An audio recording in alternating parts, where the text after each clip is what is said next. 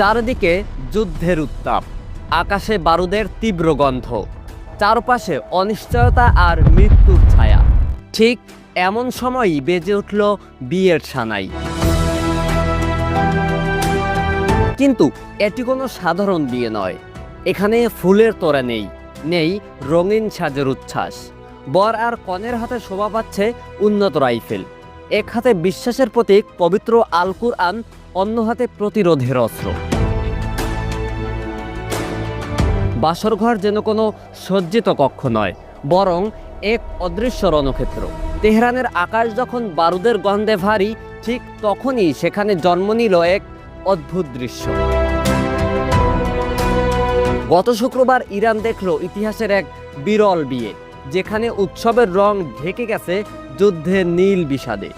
প্রথাগত বিয়ের মতোই ছিল দোয়া, ছিল সাক্ষী, কিন্তু সবচেয়ে শক্তিশালী ছিল শপথের ভাষা।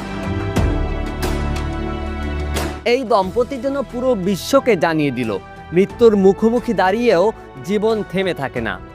ভালোবাসা আর দেশপ্রেম যখন একই পথে হাঁটে, তখনই জন্ম নেয় এমন দৃশ্য। ধ্বংসের সম্ভাবনার সামনে দাঁড়িয়ে এই বিয়ে যেন এক ঘোষণা, আমরা ভয় পাই না, আমরা প্রস্তুত আছি, আমরা অবিচল আছি।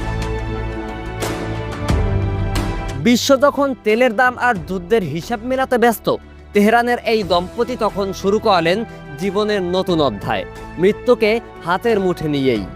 আর তাই যুদ্ধের মাঝেও তেহরান জানিয়ে দিল, জীবন এখনো থেমে যায়নি।